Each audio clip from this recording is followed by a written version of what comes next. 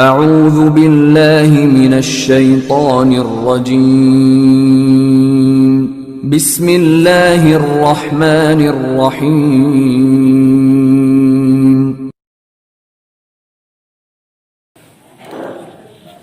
ان الحمد لله نحمده ونستعینه ونستغفره ونؤمن به ونتوکل علیه ونعوذ بالله من شرور أنفسنا ومن سيئات أعمالنا من يهده الله فلا مضل له ومن يضلله فلا هادي له وأشهد أن لا إله إلا الله وحده لا شريك له وأشهد أن محمدا عبده ورسوله أما بعد فإن خير الحديث كتاب الله وخير الهدي هدي محمد صلى الله عليه وسلم وشر الأمور محدثاتها وكل محدثة بدعة وكل بدعة ضلالة وكل ضلالة في النار. أعوذ بالله من الشيطان الرجيم. بسم الله الرحمن الرحيم. يا أيها الذين آمنوا اتقوا الله حق تقاته ولا تموتن إلا وأنتم مسلمون. يا أيها الناس اعبدوا ربكم الذي خلقكم من نفس واحدة وخلق منها زوجها وبث منهما رجالا كثيرا ونساء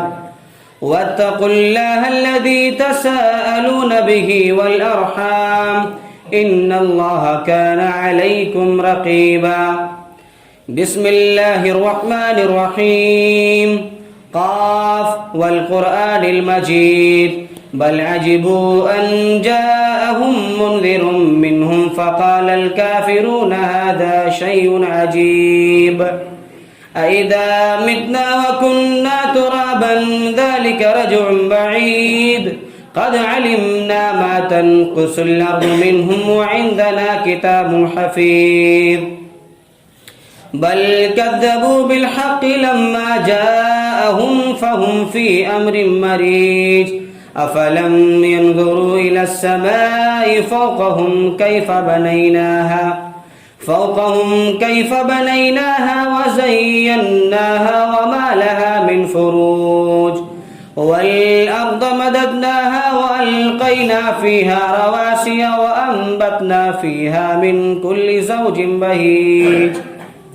تبصرة وذكرى لكل عبد منيب ونزلنا من السماء ماء مباركا فأنبتنا به جنات وحب الحصيد والنخل باسقات لها طلع نضيد رزقا للعباد وأحيينا به بلدة ميتا كذلك الخروج كذبت قبلهم قوم نوح وأصحاب الرس وثمود وعاد وفرعون وإخوان لوط وأصحاب الأيكة وقوم تبع كل كذب الرسل فحق وعيد أفعينا بالخلق الأول بل هم في لبس من خلق جديد. وقال الله تبارك وتعالى في موضع آخر إن الله لا يغير ما بقوم حتى يغيروا ما بأنفسهم. وقال النبي صلى الله عليه وسلم كلكم راع وكلكم مسؤول عن رعيته. رواه البخاري. कभी ऐ नौजवान मुस्लिम तदब्बुर भी किया तूने वो क्या गर्दों था तू जिसका है एक टूटा हुआ तारा तुझे उस कौम ने पाला है आगोशे मोहब्बत में कुचल डाला था जिसने पाँव में ताजे सरेदारा. मोहतरम सामीन, हाज़रीन जुमा, दीनी व मिल्ली भाइयों, बुजुर्गों, प्यारे बच्चों, अव्वलन तमाम किस्म की तारीफ़, हम्द व सना, बड़ाई और बुजुर्गी उस वहदहू ला शरीक खालिक़े कायनात मालिके अर्ज़ व समा के लिए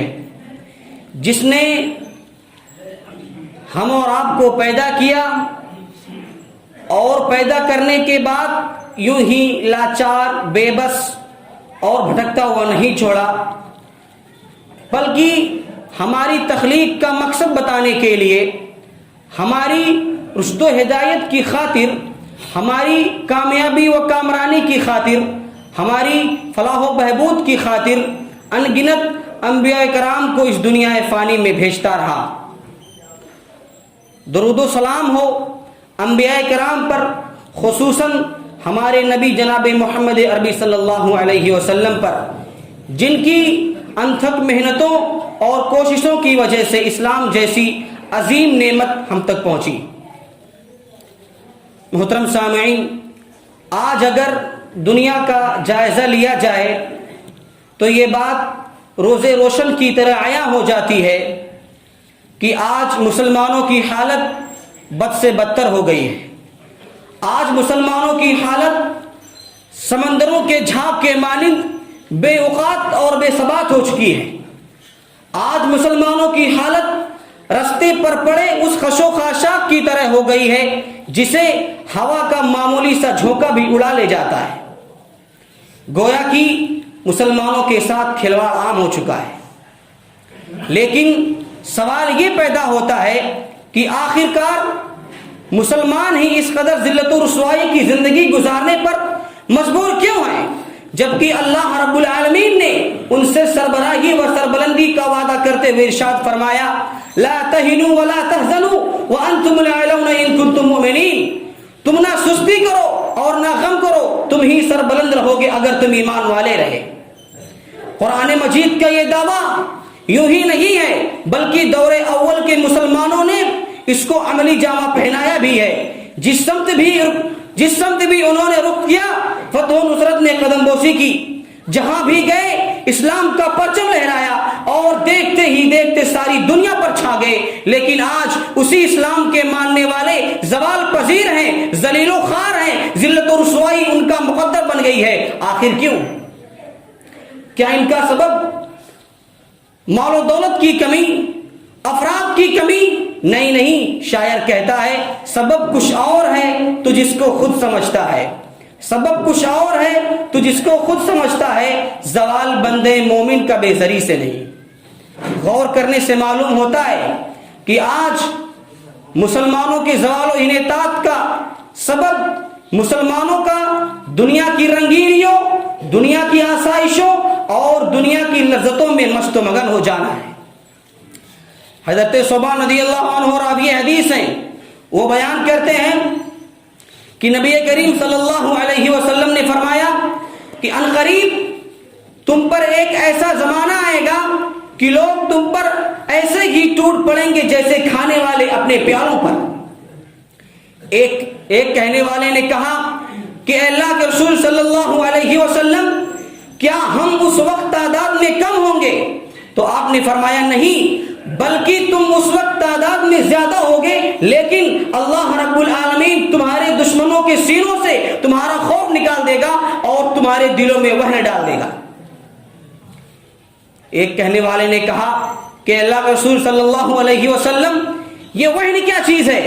آپ نے فرمایا حب الدنیا و کراہیت الموت، دنیا کی محبت اور موت کی ناپسندیدگی ہے۔ یہی وجہ ہے کہ دولت و ثروت کے خزانے کا مالک ہونے کے باوجود آج مسلمانوں کا کوئی مقام و مرتبہ نہیں۔ آج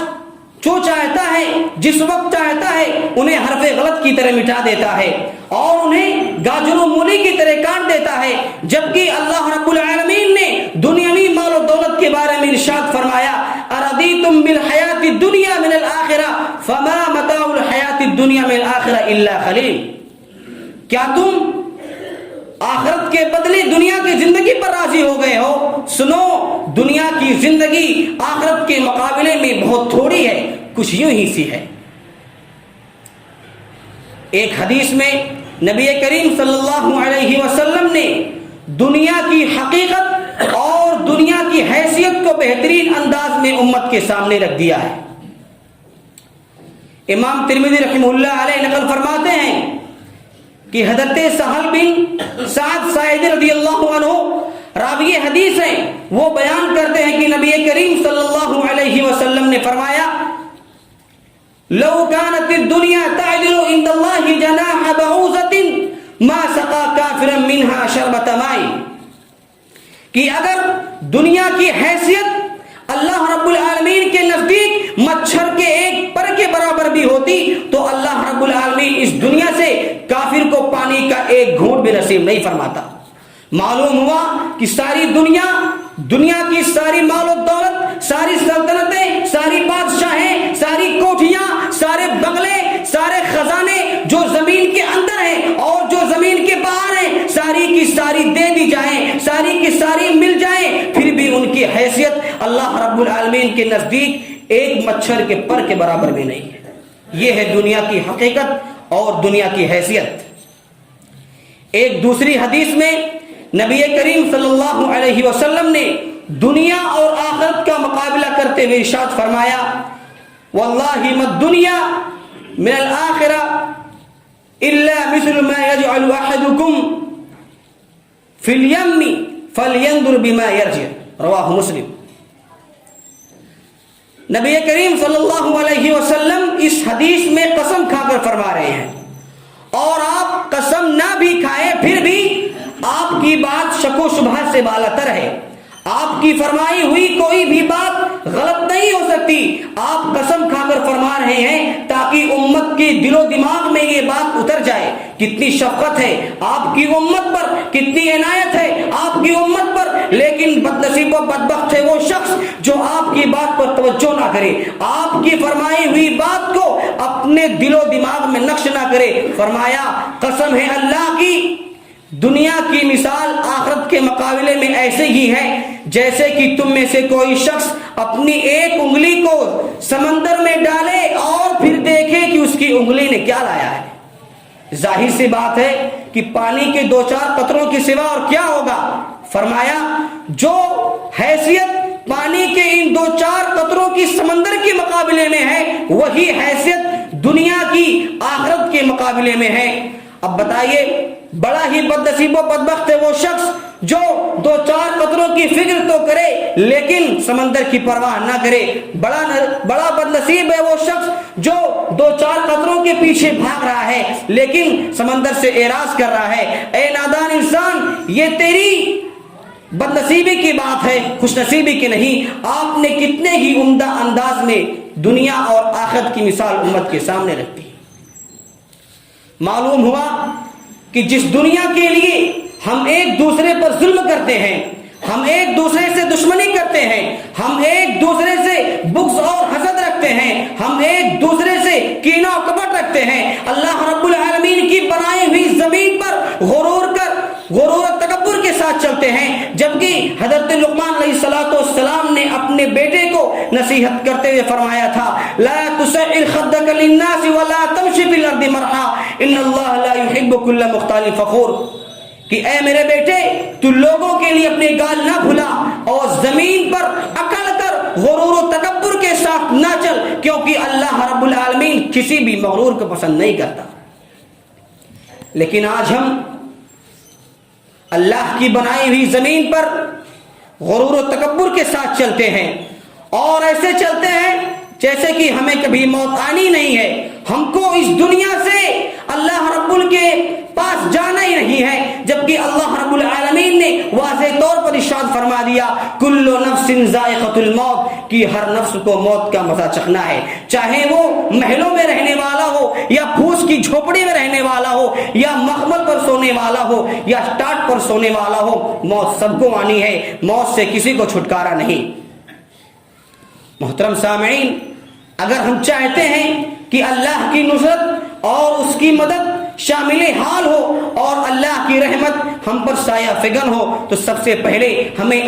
اپنے آپ کو بدلنا ہوگا، کیونکہ اللہ رب العالمین نے کہا ہے ان اللہ لا یغیر ما بقوم حتی یغیر ما بانفسہم،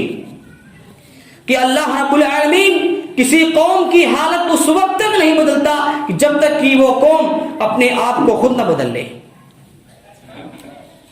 اور بالخصوص آج کے نوجوانوں میں سدھار کی بے حد ضرورت ہے، کیونکہ شاعر مشرق علامہ اقبال نے کہا تھا اس قوم کو شمشیر کی حاجت نہیں ہوتی، ہو جس کے جوانوں میں خودی صورت فولاد۔ زمانہ جتنا بھی آگے بڑھتا جائے گا نوجوانوں کی اہمیت، ان کا رول اور ان کا مقام و مرتبہ بھی بڑھتا جائے گا، کیونکہ یہ بات سب کو معلوم ہے کہ اقوام و ملل کو چلانے، تحریکوں کو متحرک رکھنے اور نظریات کو کامیابی سے ہمکنار کرنے کے لیے ہمیشہ نوجوانوں نے ہی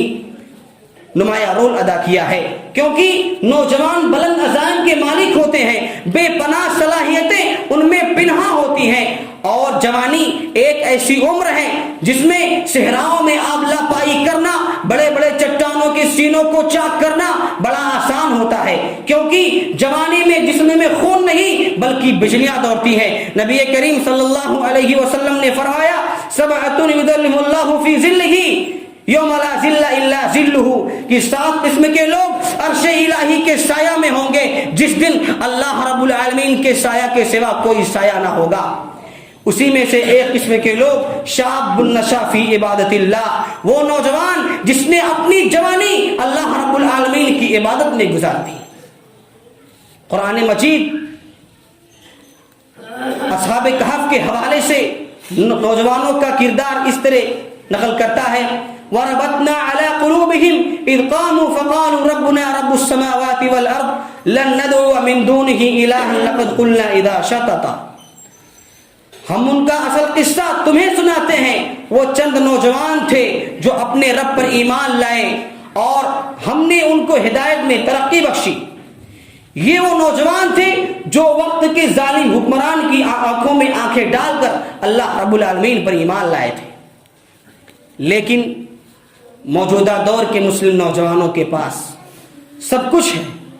نہیں ہے تو صرف صحیح اسلام نہیں ہے، صحیح ایمان نہیں ہے، اور اسے اپنے لٹنے پٹنے کا کوئی افسوس بھی نہیں ہے، بلکہ وہ کارواں کے دل سے احساس زیاں جاتا رہا کا مصداق ہے۔ اس کا لباس شرعی نہیں، اس کی جنس اور پینٹ ٹخنوں سے نیچے ہے، جبکہ نبی کریم صلی اللہ علیہ وسلم نے فرمایا وَمَا أَسْفَلَ مِنَ الْكَعْبَيْنِ فَهُوَ فِي النَّارِ، رواہ البخاری، کہ کپڑے کا وہ حصہ جو ٹخنوں سے نیچے ہوگا وہ جہنم کی آگ میں چلے گا۔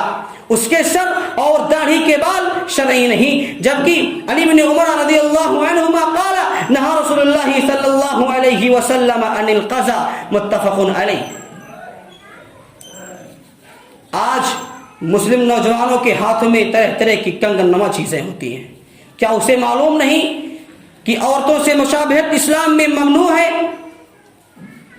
آج کا مسلم نوجوان دن بھر کی مصروفیات سے، جس میں نماز کی مصروفیت نہیں ہوتی، اس سے تھکتا ہے تو سکون حاصل کرنے کے لیے ٹی وی اور انٹرنیٹ کا استعمال کرتا ہے یا سکون بخش گولیاں لیتا ہے، لیکن اسے یہ نہیں سمجھ میں آتا کہ سکون بلکہ حقیقی سکون اللہ رب العالمین کو یاد کرنے میں ہے۔ اللہ رب العالمین نے قرآن مجید کے اندر ارشاد فرمایا الا بذکر اللہ تطمئن القلوب، سنو اللہ کے ذکر سے ہی دلوں کو سکون ملتا ہے۔ آپ مسلم نوجوانوں کو دیکھیں گے کہ جیب میں موبائل ہے اور کان میں ایئر فون، نماز تو جانے دیں، اسے اذان سننے اور سن کر جواب دینے کی بھی فرصت نہیں ہے۔ آپ کچھ مسلم نوجوانوں کو دیکھیں گے کہ وہ پاکی کو ضروری نہیں سمجھتے بلکہ وہ کھڑے کھڑے ہی شروع ہو جاتے ہیں۔ آج اگر آپ مسلم نوجوانوں کے دوستوں کو شمار کریں گے تو ان میں سے اکثر غیر مسلم، بد کردار اور بد اخلاق نظر آئیں گے۔ ظاہر سی بات ہے کہ انسان پر اچھی اور بری صحبتوں کا اثر ہوتا ہے۔ نبی کریم صلی اللہ علیہ وسلم سے کسی نے پوچھا کہ اے اللہ کے رسول صلی اللہ علیہ وسلم بہترین ساتھی کون ہے؟ فرمایا وہ شخص ہے جو تجھے نیک کام کرتے ہوئے دیکھے تو تمہاری مدد کرے، اور جب تجھے کوئی غلط کام کرتے ہوئے دیکھے تو تجھے تنبیہ کرے۔ آج اس طرح کے ہمارے مسلم نوجوانوں کے کتنے دوست ہیں، یہ ایک سوچنے کا مقام ہے، یہ ایک لمحہ فکریہ ہے۔ محترم حضرات، یقیناً اولاد، اب سوال یہ پیدا ہوتا ہے کہ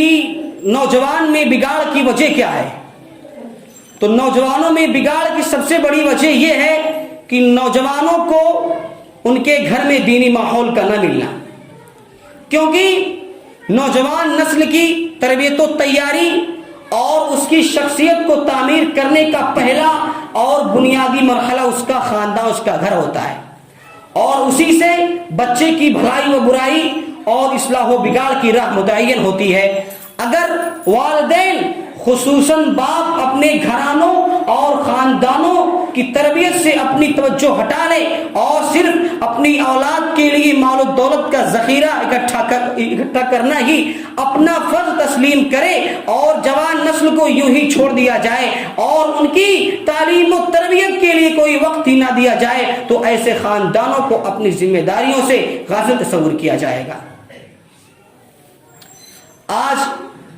ہم اگر دیکھیں گے تو بکثرت باپ ایسے ملیں گے جو اپنی اولاد کے ساتھ اپنا تعلق صرف مالی حساب کتاب سے زیادہ نہیں رکھتے، اپنی اولاد کے لیے کھانے پینے اور سیر و تفریح کے لیے وافر اخراجات اکٹھا کر دینا ہی ان کا فریضہ ہوتا ہے، اور جہاں تک رہی بات ان کی تعلیم و تربیت کی، ان کے کردار کی، ان کے اخلاق کی، تو یہ امور ان میں برائے نام ہی آتے ہیں۔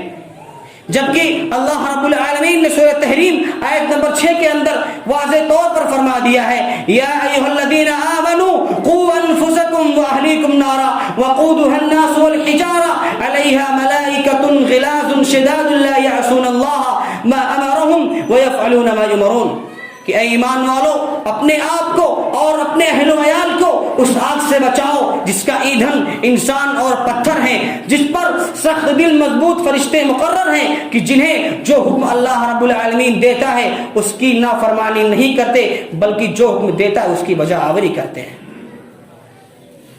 چنانچہ اگر دیکھا جائے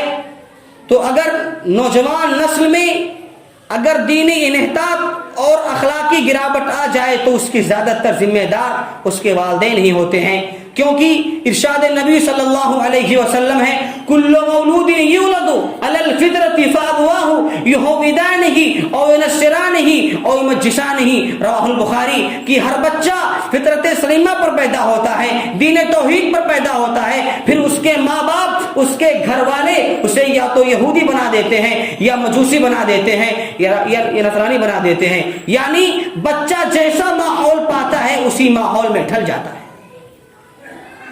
محترم سامعین، یقیناً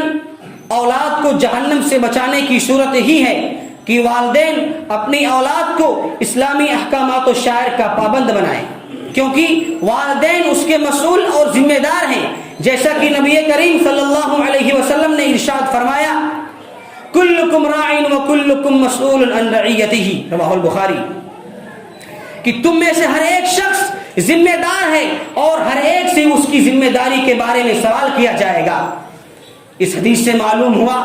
کہ ذمہ داریوں سے کوئی آزاد نہیں، گھر کی نگرانی، بچوں کی تعلیم و تربیت اور گھر میں دینی ماحول پیدا کرنا والدین کی ذمہ داری ہے، اور کوتاہی کی صورت میں قیامت کے دن سوال کیا جائے گا۔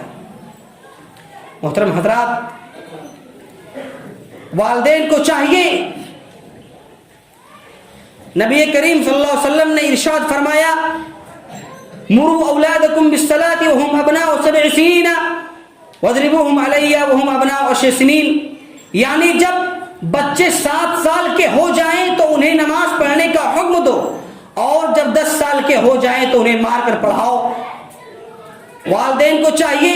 کہ بالکل وہ صبح سویرے ہی اٹھیں، لیکن آج کل بعض والدین کو دیکھا جاتا ہے کہ دن نکلنے تک سوئے رہتے ہیں، اور اٹھنے کے بعد بھی نماز اور قرآن کی تلاوت سے کوئی مطلب نہیں۔ ظاہر ہے کہ دیر سے اٹھنا اسلامی آداب کی رعایت نہ کرنا ہے، اور اس جیسے بہت سے امور بچوں کے اخلاق پر برا اثر ڈالتے ہیں۔ حافظ ابن قیم رحمۃ اللہ علیہ نے ایک واقعہ بیان کرتے ہیں کہ ایک باپ نے اپنے بیٹے کو اس کی بدسلوکی پر ڈانٹا تو اس نے کہا کہ ابا جان، آپ نے بچپن میں میرا حق خدمت ادا نہیں کیا تو میں نے بڑے ہو کر آپ کی نافرمانی کی، آپ نے بچپن میں مجھے ضائع کیا تو میں آپ کو بڑھاپے میں ضائع کر رہا ہوں۔ محترم سامعین، اس واقعے سے معلوم ہوتا ہے کہ جہاں تک ہو سکے آپ اپنی اولاد کی صحیح خطوط پر تربیت کرنی چاہیے، کیونکہ تاریخ کے ہر دور میں مسلمانوں نے اپنے اولاد کی تربیت کے لیے خود بھی کوشش کی ہے اور اس کے لیے استاد بھی مقرر کیے ہیں، لیکن بعض حضرات کو دیکھا جاتا ہے کہ کام دھندہ سے فارغ ہونے کے بعد اپنا وقت سڑکوں، ہوٹلوں اور چوراہوں پر گزارتے ہیں۔ اگر یہی قیمتی وقت آپ اپنی اولاد کی تربیت کے لیے دیں تو یہی اولاد آگے چل کر آپ کے لیے فخر کا باعث بنے گی، نیز بڑھاپے اور پریشانیوں کے وقت کام آئے گی۔ لیکن آج ہم خواب غفلت میں پڑے ہوئے ہیں، شریعت اسلامیہ کے بتائے ہوئے اصول کو عملی جامہ پہنانے کے بجائے غیر شرعی اصول کو ترویج دیتے ہیں۔ للہیت ہمارے قلوب سے مفقود ہو چکی ہے، شیطانیت دل میں گھر کر چکی ہے۔ اسی لیے تمام امت مسلمہ پر ضروری ہے کہ سب مل کر شریعت کے ایک پلیٹ فارم پر آ جائیں اور دنیاوی زندگی سے بیزاری کا ثبوت دیں، کیونکہ یہ زندگی چند روز کی ہے۔ کل نفس ذائقۃ الموت کے تحت ہر نفس کو موت کا مزہ چکھنا ہوگا، اور جب یہ اجل آ جائے گا پھر ایک لمحہ بھی دیر نہیں کی جائے گی۔ وَلَن يُؤَخِّرَ اللَّهُ نَفْسًا إِذَا جَاءَ أَجَلُهَا وَاللَّهُ خَبِيرٌ بِمَا تَعْمَلُونَ، شاہد ہے کہ وقت پورا ہونے پر ایک سیکنڈ بھی تاخیر نہیں کی جائے گی۔ والدین کو چاہیے کہ اپنی اولاد کی تعلیم و تربیت کے ساتھ ان کے لیے کثرت سے دعائیں بھی کریں، کیونکہ اللہ رب العالمین نے والدین کی دعاؤں میں بہت تاثیر رکھی ہے۔ نبی کریم صلی اللہ علیہ وسلم نے ارشاد فرمایا، ثلاث دعوات استجاب لهن لا شک فیہن دعوت المظلوم ودعوت المسافر ودعوت الوالد لوالدیہ، کہ تین لوگوں کی دعاؤں کی قبولیت میں کوئی شک نہیں۔ نمبر 1 مظلوم کی دعا، نمبر 2 مسافر کی دعا، نمبر 3 والد کی اپنے والدین کے لیے دعا۔ ان دعاؤں میں والدین کو چاہیے کہ وہ صرف اپنے اولاد کی صرف دنیا کے بارے میں فکر نہ کریں، بلکہ وہ آخرت کے بھی بارے میں سوچیں۔ اب آخر میں انہی باتوں پر میں اپنی بات کو ختم کرتا ہوں۔ آخر میں اللہ رب العالمین سے دعا گو ہوں کہ اے بار الہ، ہم تمام مسلمانوں کو جب تک اس دنیا میں زندہ رکھ، ایمان و اسلام پر زندہ رکھ، اور جب ہمارا خاتمہ بالخیر ہو۔ آمین وآخر دعوانا الحمدللہ رب العالمین۔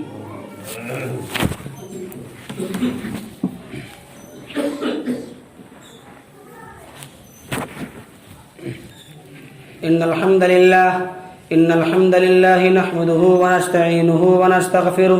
ونؤمن به ونتوکل علیہ ونعوذ باللہ من شرور انفسنا ومن سیئات اعمالنا،